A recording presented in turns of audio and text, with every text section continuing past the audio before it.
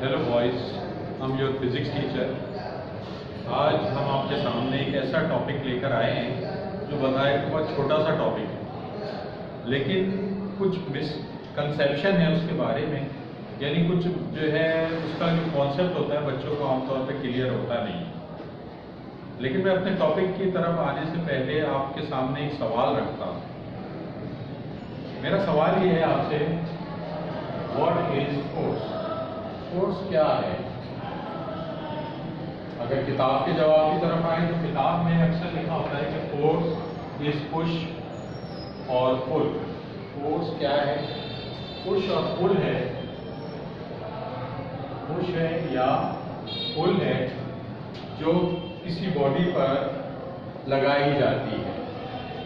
अब इस मिसकॉन्सेप्ट की वजह से क्या होता है, सारी जिंदगी सोचते हैं कि जब किसी चीज़ को हम खींच रहे हैं या किसी चीज़ को धक्का दे रहे हैं तो कुव्वत लग रही है। अब हम चेक करते हैं कि इसकी वजह से हमारे साथ होता क्या है। अभी मेरे हाथ की तरफ गौर कीजिए। मेरे हाथ में एक बॉल है, क्या इस पर कोई कुव्वत लग रही है? अगर आपका जवाब है नहीं तो इसका मतलब ये है कि आप फोर्स के बारे में नहीं जानते। लेकिन अगर आपका जवाब हाँ है तो ठीक है। अब जब आप जो है हाँ कहते हैं आप, तो ये सूरत हाल बनती है। अगर मैं इसी बॉल को यहाँ ला के रख दूँ तो आप देखें इस बॉल पर दो कुव्वतें अमल कर रही हैं जो नजर तो नहीं आ रही है हमें। एक ग्रेविटेशनल फोर्स है, जमीन की कशिश है जो इस बॉल को नीचे की तरफ खींच रही है गैर महसूस तरीके से। और इसके रद्द-ए-अमल में, जिसको हम रद्द-ए-अमल कहते हैं उर्दू में, उसको यहाँ हम नॉर्मल फोर्स कह सकते हैं। तो रुकी हुई स्टेशनरी हालत में भी इस बॉल पर दो फोर्सेस अमल कर रही हैं, लेकिन हम देखते हैं कि ये इन फोर्सेस की वजह से बॉल अपनी जगह से हरकत नहीं कर रही। इसका जवाब है net force. Net force. Net force. Net force क्या है? जब दो फोर्सेस किसी बॉडी पर अप्लाई होती है अपोजिट डायरेक्शन में, तो अगर उसकी वजह से जो रिजल्ट निकलता है मोशन की सूरत में या किसी और सूरत में, उसको हम कहते हैं नेट फोर्स या रिजल्टेंट फोर्स भी कहा जाता है। ठीक है, या अनबैलेंस फोर्स भी कहा जाता है। तो इसमें कंफ्यूज होने की जरूरत नहीं है। अगर नेट फोर्स लिखा हुआ हो, अनबैलेंस फोर्स लिखा हुआ हो या रिजल्टेंट फोर्स लिखा हुआ, सेम थिंग। इसकी वजह से इसमें रिजल्ट क्या हो रहा है? बताए इसमें कोई मोशन पैदा नहीं हो रहा। इसका मतलब ये है कि नेट फोर्स यहाँ 0 है। ठीक है, अब एक और सिचुएशन देखते हैं जो इसके अपोजिट है, लेकिन वहां भी नेट फोर्स 0 है। ठीक है, फर्ज करें यही बॉल है। ये बॉल, जब हमने इस बॉल को हम देखते हैं तो ये मूव कर रही थी, हरकत करती हुई चली जा रही थी अपनी जगह से, किसी शिफ्ट में जा रही थी। अब आपका क्या ख्याल है? क्या इस पर फोर्स अमल जो है, इस पे फोर्सेस मौजूद है? आप फौरन कह देंगे हाँ। लेकिन अगर मैं सवाल को थोड़ा सा चेंज करूं, मैं कहूं कि क्या इस पर नेट फोर्स 0 है, तो आप कहेंगे नहीं, जो कि गलत जवाब। इस सूरत हाल में भी नेट फोर्स 0 है। कैसे? जब बॉल मूव कर रही है तो ये दोनों कुव्वतें तो एक दूसरे को बैलेंस कर दे रही हैं।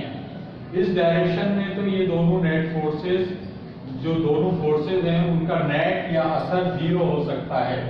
अच्छा, जब इस डायरेक्शन में ये दोनों फोर्सेस मूव कर रही हैं, देखें गौर करें, जब ये मूव कर रही हैं तो इसका मकसद जो है, अगर ये बॉडी एक यूनिफॉर्म वेलोसिटी के साथ, एक ही रफ्तार के साथ मूव करती चली जा रही है, तो इसका मकसद ये हुआ कि यहाँ भी नेट फोर्सेस क्या हो गई? 0 हो गई। यानी नेट फोर्सेस 0 दो केसेस में हो सकती हैं। स्टेशनरी बॉडी में भी हो सकती है, रुके हुए जिस्म में भी हो सकती है, और ऐसी बॉडी में भी हो सकती है जो मूव कर रहा है यूनिफॉर्म वेलोसिटी से। यूनिफॉर्म वेलोसिटी क्या है? एक जैसी रफ्तार जो एक जैसे वक्फों में जो है एक ही रफ्तार से अगर कोई बॉडी मूव कर रही है तो यूनिफॉर्म वेलोसिटी होती है। फर्स्ट करें ये जो बॉल है 2 मीटर पर सेकेंड की रफ्तार से मूव करती हुई चली जा रही है, इसकी रफ्तार में कोई तब्दीली नहीं आ रही। जब तब्दीली नहीं आ रही तो रिजल्ट क्या होगा? Net force is equal to 0, यानी दोनों केसेस में नेट फोर्स 0 हो गया। अब एक और सिचुएशन क्रिएट करते हैं इसी बॉल से। एक फ्रेम ऑफ रेफरेंस ले लेते हैं। आपको पता है फ्रेम ऑफ रेफरेंस क्या होता है? फ्रेम ऑफ रेफरेंस से मुराद साइंटिस्ट ये लेते हैं, जैसे फर्स्ट करें आप एक कार में सफर कर रहे हैं, कार के अंदर आपके जो है ना कुछ जो है सजावट का सामान, कोई जो है चीजें मौजूद है। तो अगर मैं कार ड्राइव करते वक्त मैं आपसे पूछूं क्या आप हरकत कर रहे हैं, तो आप हरकत नहीं कर रहे हैं इसलिए आज से, क्योंकि आपके जो सराउंडिंग की चीजें हैं तो वो तो वहीं की वहीं है, सीट भी आपके बराबर में ही है, सब चीजें आपके बराबर हैं। लेकिन अगर आप खिड़की से बाहर देखेंगे तो अब जो बाहर का हिस्सा है वो एक अलहदा फ्रेम ऑफ रेफरेंस है। वहां क्या नजर आएगा आपको कि आप तो मूव नहीं कर रहे हैं, लेकिन जो चीजें, दरख्त, खंबे, वो सब क्या कर रहे हैं? भागे चले जा रहे हैं। तो ये दो फ्रेम ऑफ रेफरेंस होते हैं, ठीक है। एक हम फर्जी फ्रेम ऑफ रेफरेंस ले लेते हैं, एक बॉक्स ले लेते हैं, फर्स्ट करें विंडो ले लेते हैं। उस विंडो में सूरत हाल ये है कि उस विंडो के अंदर ना एयर रेजिस्टेंस है, ना फ्रिक्शनल फोर्स है, रगड़ की कुव्वत है। अब क्या होगा? एक बॉल यहां से दाखिल हुई, मूव करती हुई, तो एक खास रफ्तार से मूव करती हुई निकल गई। क्या वो बॉल रुकेगी? कभी नहीं रुकेगी। क्यों नहीं रुकेगी? क्योंकि वहां ना रगड़, फ्रिक्शन या रगड़ की कुव्वत है, फ्रिक्शनल फोर्स भी नहीं है, और ना हवा का रेजिस्टेंस है जो उस बॉल को रोके। ठीक है, मैं समझता हूँ फोर्स का कॉन्सेप्ट खासी हद तक आपको क्लियर हो गया। अब मैं थोड़ा सा बात को आगे बढ़ा रहा हूं। इसी फोर्स में एक और मिस कॉन्सेप्ट, ठीक है, क्या है? हम देखते हैं कि बॉल थोड़ी देर बाद, किसी फुटबॉल को या बॉल को हम किक करते हैं, थोड़ी देर बाद में जाके रुक जाती है। अब सूरत हाल क्या हो जाती है? अब सूरत हाल ये हो जाती है कि जनाब इस पर इजाफी कुव्वतें आ जाती हैं। एक आ जाती है फ्रिक्शन की फोर्स, ठीक है, एक आ गई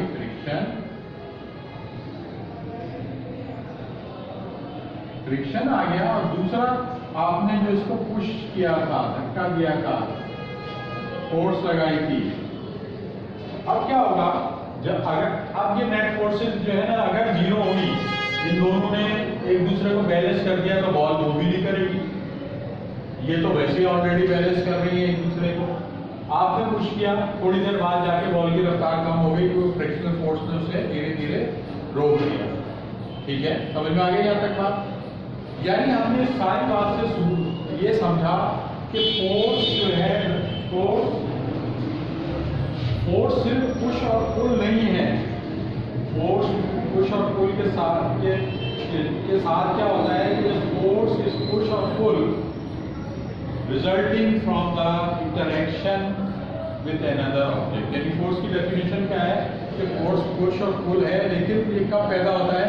जब एक बॉडी, एक बॉल एक बॉडी है, एक बॉडी किसी दूसरी बॉडी से, ये मेरे जो फिंगर जो है दूसरी बॉडी है, से इंटरेक्शन में आती है। उसके नतीजे में क्या पैदा होती है? फोर्स पैदा होती है। उस फोर्स का जो रिजल्ट निकल सकता है, मोशन की सूरत में भी निकल सकता है, बॉडी मूव करना शुरू करे या ना भी करे। अगर जो है मेरी लगाई हुई फोर्स कम है तो ये बॉडी मूव नहीं करेगी, और अगर मेरी लगाई हुई पुश की फोर्स ज्यादा है तो बॉडी मूव करेगी। ठीक है, अब एक और थोड़ा सा कॉन्सेप्ट जो इजाफी है, थोड़ा सा मैं चाहूंगा कि थोड़ा सा उसकी तरफ भी आप तवज्जो दें। होता क्या है?